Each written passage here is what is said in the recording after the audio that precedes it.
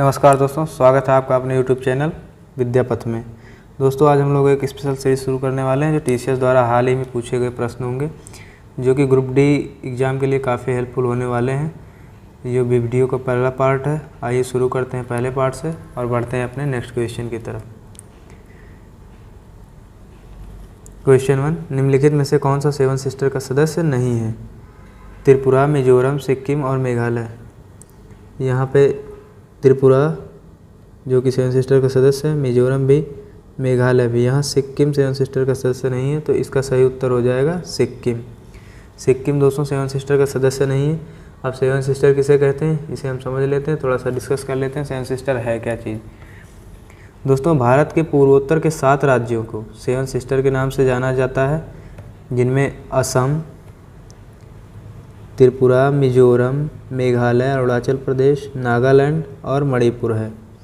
इनको अच्छे से समझने के लिए आइए दोस्तों देख लेते हैं थोड़ा सा मैप में, ताकि हमारे माइंड में एकदम से क्लियर हो जाए। यहाँ जैसा कि आप लोग देख पा रहे होंगे, अरुणाचल प्रदेश, नागालैंड, मणिपुर, मिजोरम, त्रिपुरा, मेघालय और असम। तो ये 7 राज्य जो हैं इनको 7 सिस्टर के नाम से जाना जाता है, जो कि भारत के उत्तर पूर्व में स्थित है। अगला क्वेश्चन है हमारा क्वेश्चन नंबर 2, किसी पदार्थ की मात्रा मापने का एसआई मात्रक क्या होता है? किसी पदार्थ का हम एसआई मात्रक जो मापते हैं वो होता है मोल, तो इसका सही उत्तर हो जाएगा मोल। किसी पदार्थ का मात्रा मापने के लिए हम मोल का प्रयोग करते हैं। दोस्तों मोल क्या होता है? मोल का परिभाषा क्या है? किसी पदार्थ की एक मोल वह उसकी मात्रा है जिसमें उतने ही कण उपस्थित होते हैं जितने कार्बन 12 समस्थानिक के ठीक 12 ग्राम परमाणुओं की संख्या में उपस्थित होते हैं। दोस्तों मोल एक प्रकार का मूल मात्रक है। मूल मात्रक 7 प्रकार के होते हैं, जिसमें मोल भी शामिल है। बढ़ते हैं नेक्स्ट क्वेश्चन की तरफ दोस्तों। क्वेश्चन नंबर 3, कुडनकुलम नाभिकीय विद्युत परियोजना किस राज्य में है? जिसमें ऑप्शन है हमारे पास कर्नाटक, महाराष्ट्र, तमिलनाडु और राजस्थान। तो दोस्तों इसका सही उत्तर हो जाएगा तमिलनाडु। कुडनकुलम नाभिकीय परियोजना तमिलनाडु में है। दोस्तों आइए जान लेते हैं कुछ और एडिशनल जानकारी इसके बारे में। तो जो कुडनकुलम नाभिकीय परियोजना है, यह भारत का सबसे बड़ा नाभिकीय विद्युत परियोजना है। भारत का सबसे पुराना परमाणु संयंत्र तारापुर है। तारापुर जो कि महाराष्ट्र में है, 1969 में उसको स्थापित किया गया था, जो कि भारत का सबसे पुराना न्यूक्लियर पावर प्लांट है। और सबसे बड़े में कुडनकुलम जो कि कहाँ है? तमिलनाडु में। और भी जो इम्पोर्टेंट परमाणु संयंत्र है उसको हम देख लेते हैं और कहाँ पर स्थित है ये भी देख लेते हैं। काकरापारा जो कि गुजरात में स्थित है, रावतभाटा राजस्थान में, कैगा कर्नाटक में, नरौरा उत्तर प्रदेश में और कलपक्कम तमिलनाडु में। तो ये परमाणु संयंत्र आपको याद रखने हैं। काकरापारा गुजरात, रावतभाटा राजस्थान, कैगा कर्नाटक, नरौरा उत्तर प्रदेश, कलपक्कम तमिलनाडु। आइए देखते हैं अपना next question, question number 4। ISRO ने किस वर्ष मार्स ऑर्बिट मिशन लॉन्च किया था? ऑप्शन है 2012, 2013, 2014 या सन 2015। दोस्तों इसका सही उत्तर हो जाएगा सन 2013। मार्स ऑर्बिट मिशन, जिसको हम शॉर्ट में मॉम बोलते हैं, को 2013 में इसरो द्वारा लॉन्च किया गया था। आइए जान लेते हैं इसके बारे में थोड़ी सी एडिशनल जानकारी।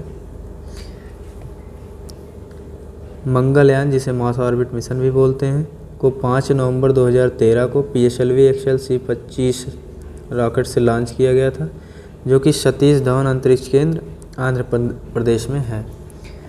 दोस्तों इसरो के बारे में थोड़ी सी जान लेते हैं, जानकारी ले लेते हैं। इसरो का पूरा नाम इंडिया स्पेस रिसर्च ऑर्गेनाइजेशन है, जिसकी स्थापना 15 अगस्त 1969 को बंगलुरु कर्नाटक में किया गया था। बढ़ते हैं दोस्तों नेक्स्ट क्वेश्चन की तरफ। क्वेश्चन नंबर 5, उबंटू क्या है? Web browser, hard drive, operating system या मालवेयर?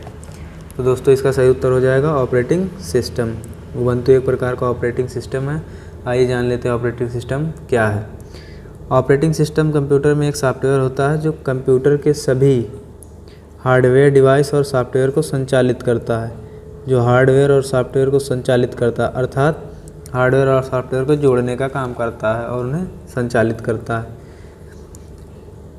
दोस्तों अन्य operating system Linux, iOS, Android, Ubuntu, macOS, Microsoft Windows हैं। आइए दोस्तों अपने नेक्स्ट क्वेश्चन की तरफ बढ़ते हैं। क्वेश्चन नंबर 6, सबरीमाला मंदिर कहाँ स्थित है? दोस्तों यह मंदिर काफ़ी ज़्यादा चर्चा में रहने वाली मंदिर है। आइए इसके ऑप्शन देख लेते हैं। केरल, उड़ीसा, महाराष्ट्र और आंध्र प्रदेश। दोस्तों इसका सही उत्तर होने वाला है केरल। तो सबरीमाला मंदिर कहाँ स्थित है? केरल में। दोस्तों आइए इसके बारे में थोड़ी सी जानकारी ले लेते हैं, क्योंकि ये मंदिर काफ़ी ज़्यादा इंपॉर्टेंट होने वाली है। ग्रुप डी एग्ज़ाम में इस मंदिर से काफ़ी ज़्यादा क्वेश्चन पूछे जाते हैं। दोस्तों भारत के केरल राज्य के पेरियार टाइगर रिजर्व के भीतर सबरीमलय पहाड़ पर स्थित एक महत्वपूर्ण मंदिर परिसर है। यह 18 पहाड़ियों के बीच में स्थित है। लोगों की मान्यता है कि भगवान अयप्पा ब्रह्मचारी हैं। तो यहाँ पर किसकी पूजा होती है? भगवान अयप्पा की, जिस कारण से मंदिर में 10 से 50 साल की महिलाओं का प्रवेश वर्जित किया गया है। क्वेश्चन नंबर 7, निम्नलिखित में से कौन सा स्मारक दिल्ली में स्थित नहीं है? ऑप्शन है अलाई दरवाज़ा, बुलंद दरवाज़ा, इंडिया गेट, हुमायूं का मकबरा। तो दोस्तों इसका सही उत्तर होने वाला है बुलंद दरवाज़ा। बुलंद दरवाज़ा जो कि फतेहपुर सीकरी उत्तर प्रदेश में स्थित है। बाकी ये अलाई दरवाज़ा, इंडिया गेट, हुमायूं का मकबरा ये तीनों दिल्ली में स्थित है। बुलंद दरवाज़ा फतेहपुर सीकरी उत्तर प्रदेश में स्थित है।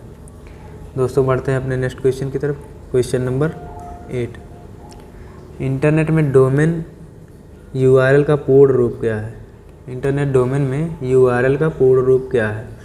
ऑप्शन है unique revoked location, unique resource location, uniform resource location, universe resource locator. दोस्तों इसका सही उत्तर है uniform resource locator. Internet domain में URL जो है, URL को 1914 में माननीय टिम बर्नर्स-ली द्वारा विकसित किया गया था। नंबर 9, स्वराज्य मेरा जन्मसिद्ध अधिकार है, यह किसने कहा था? ऑप्शन है गोपाल कृष्ण गोखले, भगत सिंह, बाल गंगाधर तिलक, चंद्रशेखर आज़ाद। दोस्तों इसका सही उत्तर हो जाएगा बाल गंगाधर तिलक। वर्ष 1916 में इन्होंने कब कहा था? 1916 में लखनऊ अधिवेशन में तिलक ने स्वराज्य की मांग करते हुए कहा कि स्वराज्य मेरा जन्मसिद्ध अधिकार है, स्वराज्य मेरा जन्मसिद्ध अधिकार है और इसे मैं लेकर रहूँगा। तो ये कब कहा दोस्तों? 1916 में लखनऊ अधिवेशन में। बढ़ते हैं दोस्तों नेक्स्ट क्वेश्चन की तरफ। क्वेश्चन नंबर 10, भारत में केंद्रीय आलू अनुसंधान कहाँ है? इसके ऑप्शन है शिमला, दिल्ली, हैदराबाद, लखनऊ। दोस्तों इसका सही उत्तर होने वाला है शिमला। और भी जो इम्पोर्टेंट अनुसंधान केंद्र उनको भी देख लेते हैं साथ ही साथ, जिससे हमें सब क्लियर हो जाए, कोई भी क्वेश्चन अनुसंधान केंद्र से पूछे तो गलत ना होने पाए। वन अनुसंधान केंद्र जो कि देहरादून में है, केंद्रीय पक्षी अनुसंधान संस्थान इज्जतनगर जो कि उत्तर प्रदेश में स्थित है, पर्यावरण शोध संस्थान नागपुर महाराष्ट्र में, राष्ट्रीय ऊंट केंद्र बीकानेर राजस्थान में, भारतीय कृषि अनुसंधान केंद्र नई दिल्ली में, राष्ट्रीय वनस्पति विज्ञान संस्थान ये है लखनऊ उत्तर प्रदेश में, चावल अनुसंधान केंद्र कटक उड़ीसा में स्थित है। क्वेश्चन नंबर 11, कौन सा देश बिमस्टेक का सदस्य नहीं है? दोस्तों संगठन से हमेशा क्वेश्चन पूछे जाते हैं, इसलिए आप संगठन को बिल्कुल भी स्किप नहीं कर सकते। जो भी संगठन है सबको आप अच्छे से पढ़िए, उनकी स्थापना क्या है, उनके सदस्य कितने हैं, नया सदस्य कौन सा जुड़ा है, तो सारे क्वेश्चन इसके देख लीजिए। संगठन पूरा आप कंप्लीट करके तभी आप एग्ज़ाम देने जाइए। तो इसके ऑप्शन है बिमस्टेक का कौन सा देश सदस्य नहीं है? भारत, नेपाल, भूटान और मालदीव। दोस्तों इसका सही उत्तर हो जाएगा मालदीव। मालदीव जो है ये बिमस्टेक का सदस्य नहीं है। आइए जान लेते हैं बिमस्टेक क्या है। बिमस्टेक संगठन के बारे में थोड़ी सी हम बिमस्टेक का फुल फॉर्म भी कभी कभी पूछ लेता है, तो इसका फुल फॉर्म हो जाएगा bay of Bengal initiative for multi sectoral technical and economic cooperation. इसकी स्थापना 6 जून 1997 में हुई थी। इसका हेडक्वार्टर ढाका बांग्लादेश में है। इसके सदस्य ज़रूर देख लीजिए, इसके 7 सदस्य देश हैं, Bangladesh, India, Myanmar, Sri Lanka, Thailand, Bhutan और नेपाल। क्वेश्चन नंबर 12, प्रार्थना समाज के संस्थापक कौन थे? दोस्तों प्रार्थना समाज के संस्थापक कौन थे? इसके ऑप्शन हैं दयानंद सरस्वती, आत्माराम पांडुरंग, राजा राम मोहन राय, स्वामी विवेकानंद। तो इसका सही उत्तर हो जाएगा आत्माराम पांडुरंग। क्वेश्चन नंबर 13, इनमें से दक्षिण अमेरिका में कौन से 2 देश स्थल रुद्ध हैं? दोस्तों इसका ऑप्शन है पराग्वे बोलिविया, चिली और इक्वाडोर, गुआना सूरीनाम, ब्राज़ील और वेनेजुएला। तो इसका सही उत्तर हो जाएगा पराग्वे और बोलिविया। दोस्तों स्थल रुद्ध देश किसे कहते हैं, इसके बारे में देख लेते हैं।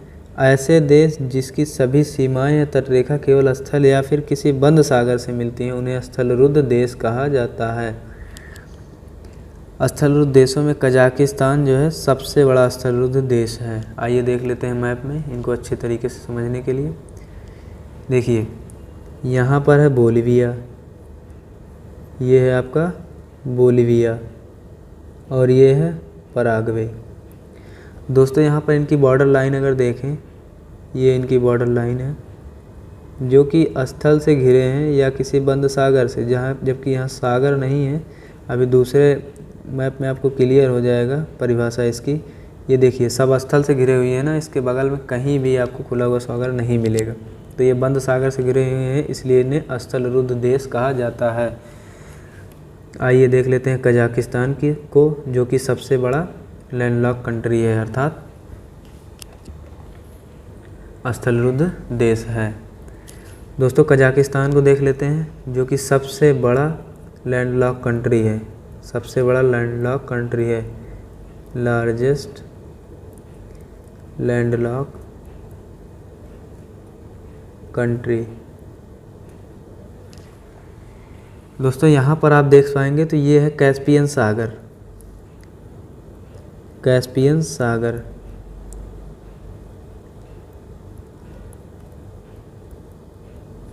ये कैस्पियन सागर।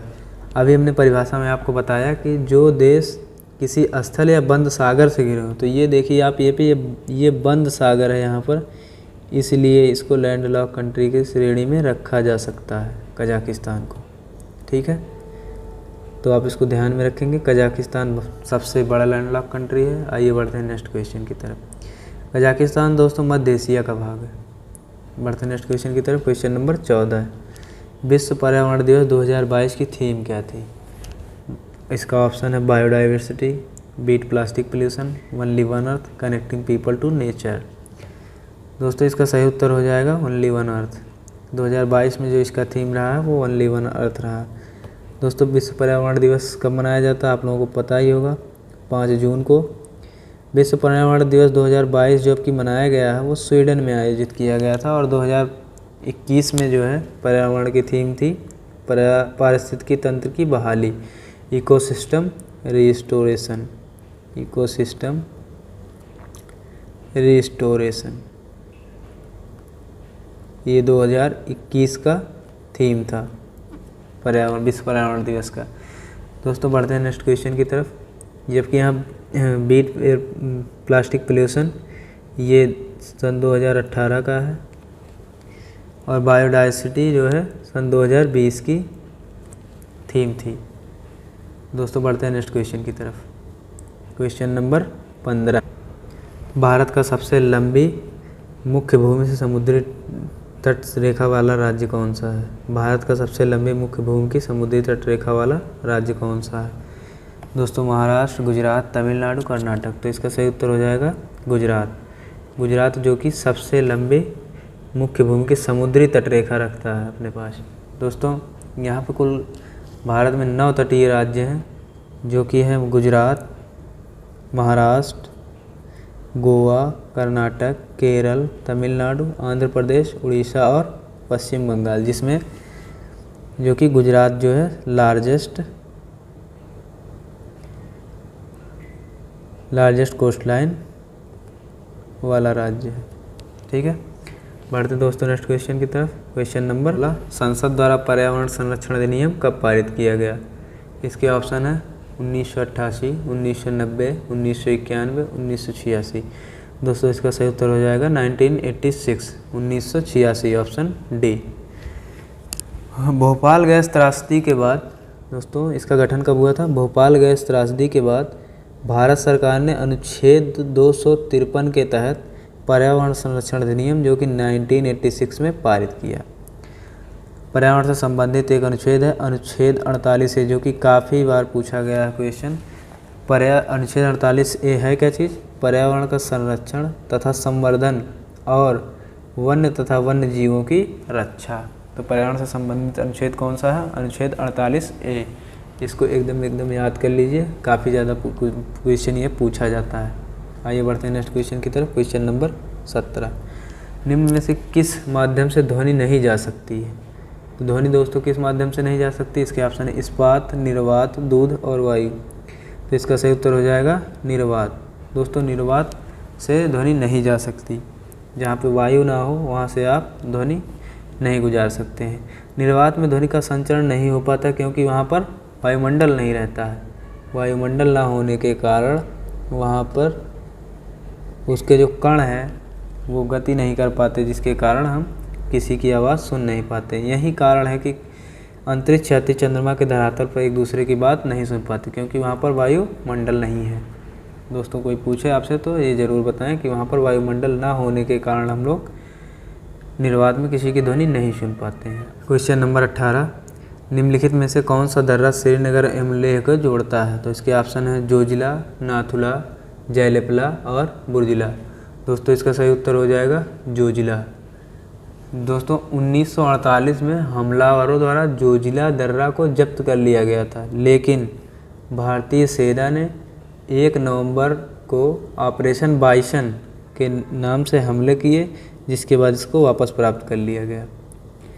दोस्तों काफ़ी ज़्यादा इम्पोर्टेंट क्वेश्चन है ये, इसको बिल्कुल याद कर लीजिए, ऑपरेशन बाइसन, और इसको अच्छे से नोट कर लीजिए। स्क्रीनशॉट लेना चाहें तो स्क्रीनशॉट ले सकते हैं। निम्नलिखित में से कौन सा दर्रा श्रीनगर और लेह को जोड़ता है? तो श्रीनगर और लेह को जोड़ने वाला दर्रा कौन सा है? जोजिला दर्रा। नाथुला दर्रा दोस्तों कहाँ है? ये सिक्किम में है। जयलेपला ये भी सिक्किम में है। बुर्जिला दर्रा कहाँ है? जम्मू और कश्मीर में। दोस्तों बढ़ते हैं नेक्स्ट क्वेश्चन की तरफ। नेक्स्ट क्वेश्चन नंबर 18, सेरीकल्चर शब्द किससे संबंधित है? ऑप्शन बागवानी से, मत्स्य पालन से, रेशम कीट पालन से, मधुमक्खी पालन से। तो दोस्तों इसका सही उत्तर हो जाएगा रेशम कीट पालन से। दोस्तों आइए जान लेते हैं और भी जो हमारे पास शब्द हैं उनके क्या मतलब हैं जो कि उत्पादन से संबंधित है। यहाँ पर देख लेते हैं। एपीकल्चर जो कि मधुमक्खी पालन से संबंधित है, पिसीकल्चर मत्स्य पालन से संबंधित है, ऑर्निथोलॉजी पक्षी विज्ञान से संबंधित है, हॉर्टिकल्चर जो कि बागवानी से संबंधित है, विटीकल्चर अंगूर की खेती से संबंधित है, लिम्नोलॉजी सपनों के अध्ययन से संबंधित है, काइलोलॉजी जो कि सुंदरता से संबंधित है। दोस्तों ये काफ़ी ज़्यादा इम्पॉर्टेंट है, इसको आप बिल्कुल से बिल्कुल तैयार करके ही जाएं। बढ़ते हैं नेक्स्ट क्वेश्चन की तरफ। क्वेश्चन नंबर 20, निम्न में से कौन सी महारत्न कंपनी है? दोस्तों महारत्न कंपनी से क्वेश्चन आना ही आना है। ग्रुप डी और टीसीएस की ये काफ़ी ज़्यादा फेवरेट टॉपिक है। तो इसके ऑप्शन हो जाएंगे Bharat Paryatan Vikas limited, central coalfield limited, Cochin shipyard limited, coal India limited. तो दोस्तों इसका सही उत्तर हो जाएगा कोल इंडिया लिमिटेड। दोस्तों इस समय प्रेजेंट टाइम में महारत्न कंपनियों की जो संख्या है वो 11 है। तो आइए देख लेते हैं 11 कंपनियां देख लेते हैं दोस्तों कौन कौन सी हैं जो महारत्न कंपनियां हैं भारत में। पहला है कोल इंडिया लिमिटेड जिसको CIL बोलते हैं, NTPC राष्ट्रीय ताप विद्युत निगम, ONGC तेल और प्राकृतिक गैस निगम, भेल जो कि Bharat heavy electrical limited, IOCL Indian oil corporation limited, HPCL Hindustan corporation limited, GAIL gas authority of India limited, BPCL Bharat petroleum corporation limited, SAIL जो कि steel authority of India, power grid corporation of India और power finance corporation limited, जिसको हाल ही में सन 2021 में महारत्न company का दर्जा दिया गया था। इससे पहले 10 महारत्न कंपनियां थीं, वर्तमान में 11 महारत्न कंपनियां हैं। दोस्तों इस 11 को आपको याद होना चाहिए, इससे क्वेश्चन पूछे ही जाते हैं ग्रुप डी में। बढ़ते हैं नेक्स्ट क्वेश्चन की तरफ दोस्तों। क्वेश्चन नंबर 21, पट चित्रकला शैली किस राज्य से की लोकप्रिय शैली है? ऑप्शन है महाराष्ट्र, मध्य प्रदेश, गुजरात, उड़ीसा। दोस्तों इसका सही उत्तर हो जाएगा उड़ीसा। पटचित्रकला शैली किस राज्य की है? तो सही उत्तर हो जाएगा उड़ीसा। उड़ीसा राज्य की एक लोकप्रिय शैली है। दोस्तों और भी जो चित्रकला शैलियाँ हैं उनको भी देख लेते हैं। कौन कौन सी चित्रकला शैलियाँ हैं? तो मधुबनी या मिथिला जो कि बिहार की है, कलमकारी आंध्र प्रदेश, वर्ली महाराष्ट्र की, चौक पूर्णा जो कि उत्तर प्रदेश का है लोकप्रिय शैली, रंगोली महाराष्ट्र, अल्पना पश्चिम बंगाल और मांडना राजस्थान की है। दोस्तों ये काफ़ी ज़्यादा इम्पोर्टेंट है, इन सब को आप याद करके एग्ज़ाम में उपस्थित हो जाएं। बढ़ते हैं दोस्तों नेक्स्ट क्वेश्चन की तरफ। क्वेश्चन नंबर 22, निम्न में कौन सा भारत का सबसे युवा राष्ट्रपति थे? निम्न में से कौन से भारत के सबसे युवा राष्ट्रपति थे? ऑप्शन है doctor Rajendra Prasad, doctor S Radhakrishnan, Zakir Hussain और नीलम संजीव रेड्डी। दोस्तों इसका सही उत्तर हो जाएगा नीलम संजीव रेड्डी जो कि सबसे युवा राष्ट्रपति थे भारत के। दोस्तों नीलम संजीव रेड्डी को 64 वर्ष की उम्र में निर्विरोध रूप से भारत का 6वां राष्ट्रपति चुना गया था। इनकी उम्र क्या थी दोस्तों? 64 वर्ष।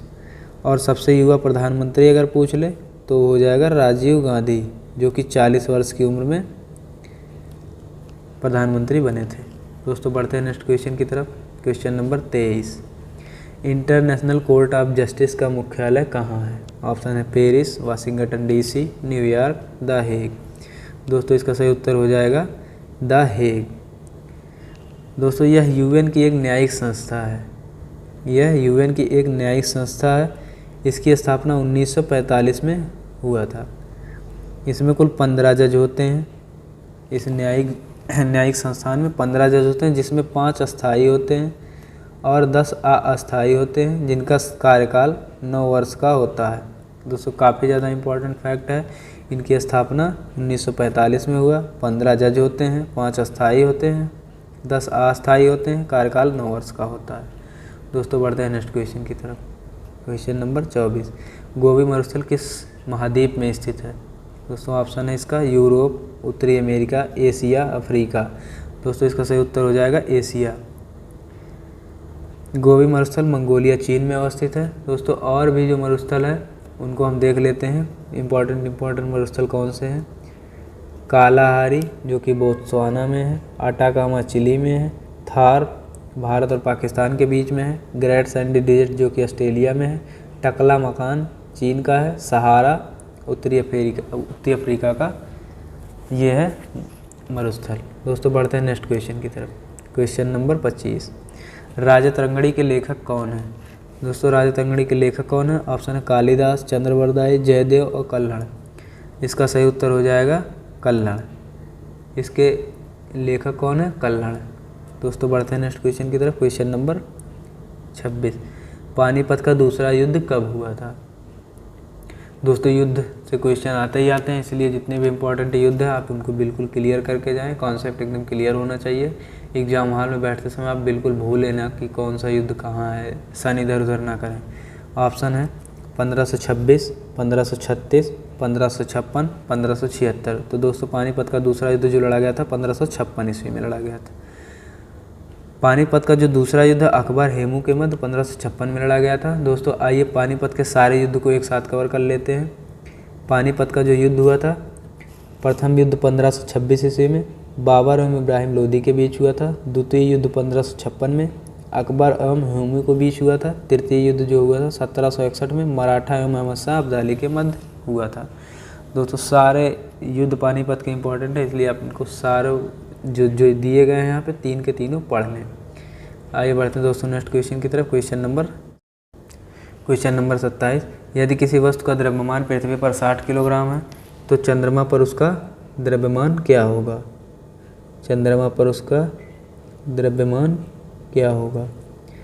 ऑप्शन है 0 किलोग्राम, 10 किलोग्राम, 60 किलोग्राम या 360 किलोग्राम। दोस्तों इसका सही उत्तर हो जाएगा, ये द्रव्यमान है दोस्तों, इसका सही उत्तर हो जाएगा 60 किलोग्राम। दोस्तों जो किसी चीज़ का द्रव्यमान होता है ना वो हर जगह सेम होता है, द्रव्यमान बदलता नहीं। द्रव्यमान हर जगह सेम रहता है, वो पृथ्वी पर या चंद्रमा पर या कहीं भी बदलता नहीं है, जबकि उसका भार बदलता रहता है। ऐसा क्यों होता है दोस्तों? दोस्तों जो भार का सूत्र होता है ना, भार बराबर होता है द्रव्यमान गुणित त्वरण।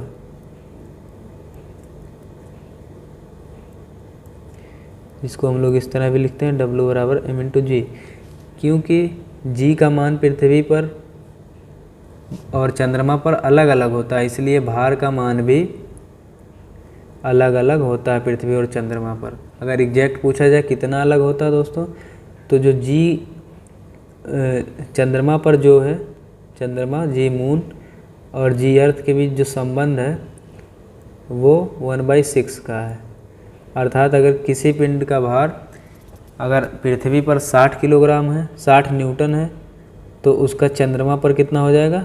10 न्यूटन, 1/6 होता है। ठीक है। नेक्स्ट क्वेश्चन 28 नंबर, निम्न में से कौन सा देश संयुक्त राष्ट्र सुरक्षा परिषद का सदस्य नहीं है? ऑप्शन ए चीन, B France, C United kingdom, D Japan. तो दोस्तों इसका सही उत्तर हो जाएगा जापान। जापान जो है सुरक्षा परिषद का सदस्य नहीं है, संयुक्त राष्ट्र सुरक्षा परिषद का सदस्य नहीं है। दोस्तों यूएनओ में कुल 5 सदस्य देश हैं अस्थायी, जो कि जिनके पास वीटो पावर होता है। ये हैं चीन, अमेरिका, फ्रांस, ब्रिटेन और रूस। इनके पास वीटो शक्ति होती है। यूएनओ का हेडक्वार्टर कहाँ है? न्यूयॉर्क में। यूएनओ के बारे में हम लोग काफ़ी अच्छे से पढ़ेंगे जब हम लोग इसका डेरिवेटिव या व्याख्यात्मक रूप से इसको पढ़ेंगे। तो दोस्तों बढ़ते हैं नेक्स्ट क्वेश्चन की तरफ। क्वेश्चन नंबर 29, किस सिख गुरु ने खालसा पंथ की स्थापना की थी? गुरु नानक, गुरु गोविंद सिंह, गुरु अर्जुन देव, गुरु रामदेव। तो इसका सही उत्तर हो जाएगा गुरु गोविंद सिंह। दोस्तों बढ़ते हैं नेक्स्ट क्वेश्चन की तरफ। क्वेश्चन नंबर 30, कंप्यूटर के किस भाग को मस्तिष्क कहा जाता है? कंप्यूटर के किस भाग को मस्तिष्क कहा जाता है? इसका ऑप्शन है रोम, हार्ड डिस्क, रैम, CPU। दोस्तों इसका सही उत्तर हो जाएगा CPU। CPU को कंप्यूटर का मस्तिष्क कहा जाता है। CPU का पूरा नाम क्या होता है? Central processing unit. इसको बिल्कुल से याद कर लें, पूछा जाता है क्वेश्चन कि CPU का पूरा नाम क्या है। दोस्तों बढ़ते हैं नेक्स्ट क्वेश्चन की तरफ। क्वेश्चन नंबर 31, निम्नलिखित में से कौन सी परियोजना उत्तराखंड राज्य में है? ऑप्शन है Tehri hydro power complex, Koyna hydraulic project, Sharavati hydraulic project, Chamera hydraulic project. तो इसको सही उत्तर हो जाएगा दोस्तों टिहरी हाइड्रो पावर कॉम्प्लेक्स। दोस्तों इसमें कोयना जो है ये महाराष्ट्र में है, कोयना महाराष्ट्र में है, शरावती कर्नाटक में है और चमेरा हिमाचल प्रदेश में है, HP हिमाचल प्रदेश। तो इसका सही उत्तर हो जाएगा टिहरी, जो कि कहाँ है? उत्तराखंड में। क्वेश्चन नंबर 33, मूल कर्तव्य कौन से संविधान संशोधन द्वारा जोड़ा गया था? इसके ऑप्शन हैं 40वें संविधान संशोधन, 44वें संविधान संशोधन, 36वें संविधान संशोधन, 42वें संविधान संशोधन द्वारा। दोस्तों इसका सही उत्तर हो जाएगा 42वें संविधान संशोधन द्वारा। आइए इसके बारे में थोड़ी सी और जानकारी ले लेते हैं। 42वां संविधान संशोधन कब हुआ था? 1976 में। 1976 में 42वां संविधान संशोधन किया था।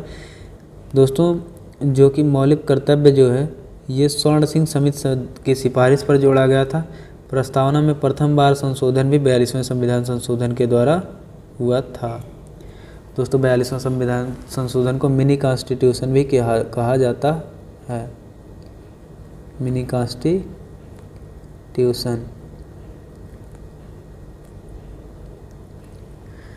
बढ़ते हैं नेक्स्ट क्वेश्चन की तरफ। दोस्तों प्रस्तावना में जो प्रथम संशोधन हुआ था उसमें समाजवादी, अखंडता और धर्मनिरपेक्ष शब्द जोड़े गए थे। बढ़ते हैं नेक्स्ट क्वेश्चन की तरफ। क्वेश्चन नंबर 34, भारत में राष्ट्रीय आय की गणना का प्रयास सर्वप्रथम किसने किया था? ऑप्शन है VKRV राव, दादा भाई नौरोजी, SD तेंदुलकर, PC महालनोबिस। इसका सही उत्तर हो जाएगा दादा भाई नौरोजी। दोस्तों राष्ट्रीय आय की गणना का सर्वप्रथम प्रयास दादा भाई नौरोजी ने किया था और इन्होंने प्रति व्यक्ति आय 20 रुपये का अनुमान लगाया था। उस समय पर इन्होंने 20 रुपये प्रति अनुमान बताया था कि 20 रुपये प्रति व्यक्ति आय है। दोस्तों बढ़ते हैं नेक्स्ट क्वेश्चन की तरफ। क्वेश्चन नंबर 35, मोपला विद्रोह कब हुआ था? ऑप्शन है 1917 से 1919, 1923 से 1925, 1921 से 1922, 1918 से 1920। दोस्तों इसका सही उत्तर हो जाएगा 1921 से 1922। दोस्तों मोपला विद्रोह जो कि केरल राज्य में हुआ था, मोपला विद्रोह कहाँ हुआ था? केरल राज्य में हुआ था। बढ़ते हैं दोस्तों नेक्स्ट क्वेश्चन की तरफ। क्वेश्चन नंबर 36, येन किस देश की मुद्रा है? जापान, मालदीव, ब्रिटेन, माली। इसका सही उत्तर हो जाएगा दोस्तों जापान। बढ़ते हैं नेक्स्ट क्वेश्चन की तरफ। Question number 37, British east India company के खिलाफ प्लासी का युद्ध कब लड़ा गया था? प्लासी का युद्ध कब लड़ा गया था और किसने लड़ा था? दोनों ही क्वेश्चन इंपॉर्टेंट है दोस्तों। ईस्ट इंडिया कंपनी में के खिलाफ प्लासी का युद्ध किसने लड़ा था? टीपू सुल्तान, मीर जाफ़र, मीर कासिम, सिराजुद्दौला। तो इसका सही उत्तर हो जाएगा सिराजुद्दौला। दोस्तों सिराजुद्दौला ने यह युद्ध लड़ा कब लड़ा था? 1757 में, 23 जून 1757। 23 जून 1757 को बंगाल के नवाब सिराजुद्दौला एवं क्लाइव के बीच ये युद्ध हुआ था। और ये प्लासी कहाँ है दोस्तों? पश्चिम बंगाल में। दोस्तों बढ़ते हैं नेक्स्ट क्वेश्चन की तरफ। क्वेश्चन नंबर 38, जलियांवाला बाग नरसंहार कब हुआ था? ऑप्शन है 30 अप्रैल 1919, 13 अप्रैल 1919, 30 अप्रैल 1920, 13 अप्रैल 1920। तो इसका सही उत्तर हो जाएगा 13 अप्रैल 1919। दोस्तों जलियांवाला बाग नरसंहार के बारे में हम लोग पूरी जानकारी लेंगे क्योंकि इसके क्वेश्चन आता ही आता है। दोस्तों यह नरसंहार कब हुआ था? 13 अप्रैल 1919 को बैसाखी का दिन था और बैसाखी के दिन ही जलियांवाला बाग नरसंहार हुआ था। दोस्तों यह कहाँ है? अमृतसर पंजाब में। जलियांवाला बाग कहाँ है? अमृतसर पंजाब में। दोस्तों रॉलेट एक्ट के विरोध में एक सभा बुलाई गई थी जिस पर जनरल डायर ने गोलीबारी कर दी थी, जिसमें काफ़ी लोगों की हत्या हो गई थी। दोस्तों उस समय किसका कार्यकाल था? लॉर्ड चेम्सफोर्ड का।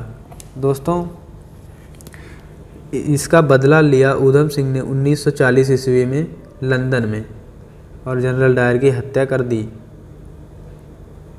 जलियांवाला बाग नरसंहार की जांच के लिए हंटर कमीशन की गठन की गई थी। इनके विरोध में रविन्द्रनाथ टैगोर ने नाइटहुड की उपाधि लौटा दी थी। दोस्तों जलियांवाला बाग नरसंहार के विरोध में रविन्द्रनाथ टैगोर ने नाइटहुड की उपाधि वापस कर दी थी, जो कि काफ़ी ज़्यादा इम्पोर्टेंट है। आप ये सारे पॉइंट अच्छे से पढ़ लेंगे, ये काफ़ी ज़्यादा इम्पॉर्टेंट है। जलियांवाला बाग से एक नया क्वेश्चन आता ही आता है। दोस्तों बढ़ते हैं नेक्स्ट क्वेश्चन की तरफ। क्वेश्चन नंबर 39, उर्वरक उत्पादन किस क्रांति से संबंधित है? ऑप्शन है गुलाबी क्रांति, नीली क्रांति, भूरी क्रांति, लाल क्रांति। तो इसका सही उत्तर हो जाएगा भूरी क्रांति। दोस्तों क्रांति से संबंधित सारे क्वेश्चन देख लेते हैं हम लोग, कौन कौन से क्रांति और उत्पादन से संबंधित है। हरित क्रांति जो कि खाद्यान्न उत्पादन से संबंधित था, पीली क्रांति तिलहन उत्पादन से, श्वेत क्रांति दुग्ध उत्पादन से, नीली क्रांति मत्स्य उत्पादन से, गुलाबी क्रांति झींगा मछली के उत्पादन से, रजत क्रांति अंडा के उत्पादन से, इंद्रधनुषी क्रांति जो सभी क्रांतियाँ हों उन पर निगरानी और देखरेख के लिए एक साथ क्रांतियों का समायोजन हो सके, इसलिए इंद्रधनुषी क्रांति लाई गई थी। दोस्तों बढ़ते हैं नेक्स्ट क्वेश्चन की तरफ। क्वेश्चन नंबर 40, निम्न में से कौन सा राज्य में विधान परिषद है? निम्न में से ऐसा कौन सा राज्य है जिसमें विधान परिषद है? मध्य प्रदेश, असम, हिमाचल प्रदेश, बिहार। तो दोस्तों इसका सही उत्तर हो जाएगा बिहार। और कौन कौन से देश में और कौन कौन से राज्य में विधान परिषद है दोस्तों देख लेते हैं। वर्तमान में 6 राज्यों में विधान परिषद है।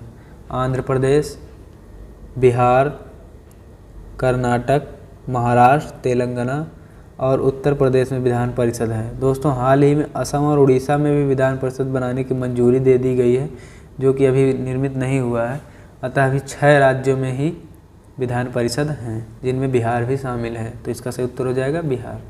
बढ़ते हैं नेक्स्ट क्वेश्चन की तरफ दोस्तों। क्वेश्चन नंबर 41, सापेक्षता का सिद्धांत किसने दिया था? इसके ऑप्शन है रॉन्टजन, कैल्विन, न्यूटन, आइंस्टीन। तो इसका सही उत्तर हो जाएगा आइंस्टीन। आइंस्टीन ने सापेक्षता का सिद्धांत दिया था। और दोस्तों बढ़ते हैं नेक्स्ट क्वेश्चन की तरफ। क्वेश्चन नंबर 42, भाभा परमाणु अनुसंधान केंद्र कहाँ स्थित है? ऑप्शन है गुजरात, कर्नाटक, केरल, मुंबई। इसका सही उत्तर हो जाएगा मुंबई। दोस्तों भाभा परमाणु अनुसंधान केंद्र डॉक्टर होमी जहांगीर भाभा की अध्यक्षता में 1954 में प्रारंभ किया गया था। बढ़ते हैं नेक्स्ट क्वेश्चन की तरफ। क्वेश्चन नंबर 43, एनएनपी क्या है? नेट नेशनल प्रोडक्ट क्या है? ऑप्शन है एनएनपी बराबर जीडीपी माइनस विदेशी आय, एनएनपी बराबर जीएनपी माइनस मूल्यह्रास, एनएनपी बराबर जीएनपी प्लस मूल्यह्रास, एनएनपी बराबर जीडीपी प्लस विदेशी आय। तो दोस्तों यहाँ पर इसका सही उत्तर हो जाएगा एनएनपी बराबर जीएनपी माइनस मूल्यह्रास, क्योंकि जब हम किसी चीज़ का नेट नेशनल प्रोडक्ट निकालते हैं तो ग्रॉस नेशनल प्रोडक्ट में से हमको मूल्यह्रास को घटाना होता है। दोस्तों एनएनपी, जीडीपी और जीएनपी क्या है इसको समझ लेते हैं। इसका फुल फॉर्म पूछता रहता है तो देख लेते हैं इसके फुल फॉर्म को। एनएनपी होता है नेट नेशनल प्रोडक्ट, जीएनपी होता है ग्रॉस नेशनल प्रोडक्ट, जीडीपी होता है ग्रॉस डेवलपमेंट प्रोडक्ट। दोस्तों बढ़ते हैं नेक्स्ट क्वेश्चन की तरफ। क्वेश्चन नंबर 44, भारतीय संविधान सभा का विचार सर्वप्रथम किसने दिया था? दोस्तों इसके ऑप्शन हैं BR अम्बेडकर, MN राय, डॉक्टर राजेंद्र प्रसाद, BN राव। तो इसका सही उत्तर हो जाएगा डॉक्टर MN राय। दोस्तों मानवेंद्र नाथ राय, जिनको MN राय कहा जाता है शॉर्ट में, 1934 में संविधान सभा के गठन का सर्वप्रथम विचार प्रस्तुत किया था इन्होंने। बढ़ते हैं नेक्स्ट क्वेश्चन की तरफ। क्वेश्चन नंबर 45, इनमें से कौन से प्रसिद्ध संतूर वादक हैं? ऑप्शन है निखिल बनर्जी, उस्ताद बिंदा खां, शिव कुमार शर्मा, सज्जाद हुसैन। तो दोस्तों इसका सही उत्तर हो जाएगा शिव कुमार शर्मा। दोस्तों और भी जो संतूर वादक या बीड़ा वादक से क्वेश्चन आता ही आता है, तो हम लोग वादक के एक एक क्वेश्चन देख लेते हैं। कौन कौन से वादक जो इम्पोर्टेंट है उनको देख लेते हैं। दोस्तों सितार वादक जो कि पंडित रविशंकर काफ़ी ज़्यादा फेमस हैं, सरोद अमजद अली खान, संतूर शिव कुमार शर्मा, शहनाई बिस्मिल्ला खान, बांसुरी पन्नालाल घोष और हरिप्रसाद चौरसिया। तबला वादक जाकिर हुसैन है, बीड़ा S बालचंद्रन। दोस्तों ये सारे इंपॉर्टेंट हैं, सबको पढ़ लें अच्छी तरीके से। बढ़ते हैं नेक्स्ट क्वेश्चन की तरफ। क्वेश्चन नंबर 47, भारत का पहला संचार उपग्रह कौन सा है?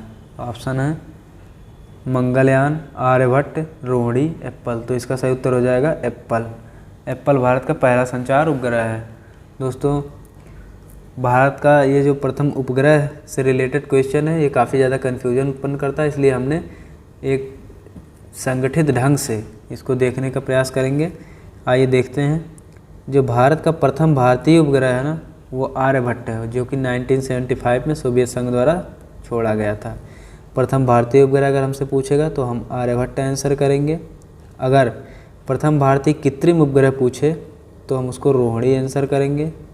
और अगर भारत का प्रथम संचार उपग्रह पूछे तो हम उसके लिए एप्पल को सही आंसर टिक करेंगे। दोस्तों बढ़ते हैं नेक्स्ट क्वेश्चन की तरफ। क्वेश्चन नंबर 48, सेब में कौन सा रोग होता है? ऑप्शन है फायर ब्लाइट, रेड रस्ट रोग, टिक्का रोग, ग्रीन ईयर रोग।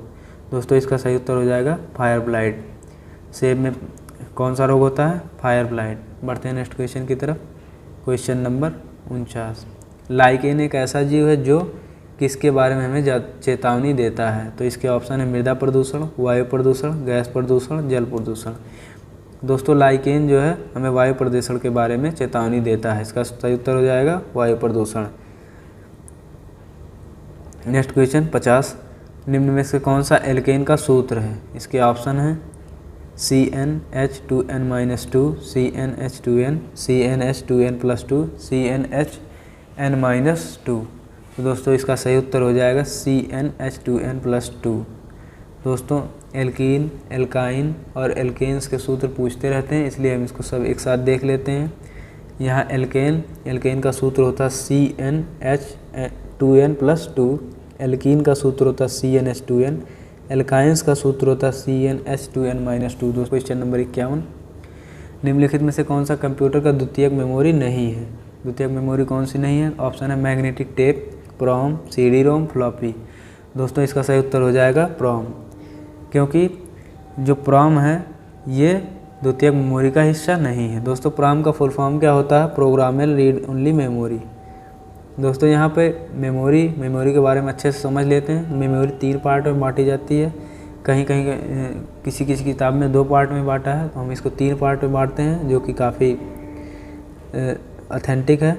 चेच memory, primary memory, secondary memory primary memory में आपका रैम और रोम आता है, और secondary memory magnetic tape, HDD, floppy disk, ये सब आते हैं। दोस्तों कैच मेमोरी काफ़ी फास्ट होती है, सबसे ज़्यादा फास्टर है। रैम और रोम जो कि प्राइमरी मेमोरी हैं, प्राथमिक मेमोरी जिसको बोलते हैं, और बाकी जो बच गए हैं magnetic tape, HDD, floppy disc, DVD, CD रोम, ये सब द्वितीयक मेमोरी हैं। दोस्तों हमारा आज का टॉपिक यहीं ख़त्म होता है। वीडियो देखने के लिए आपको धन्यवाद। दोस्तों अगर आप लोगों को यह वीडियो पसंद आई है तो इसको लाइक करें, शेयर करें और सब्सक्राइब करें और अपने दोस्तों को शेयर करें। अब मिलते हैं अगले पार्ट में। धन्यवाद। जय हिंद, जय भारत।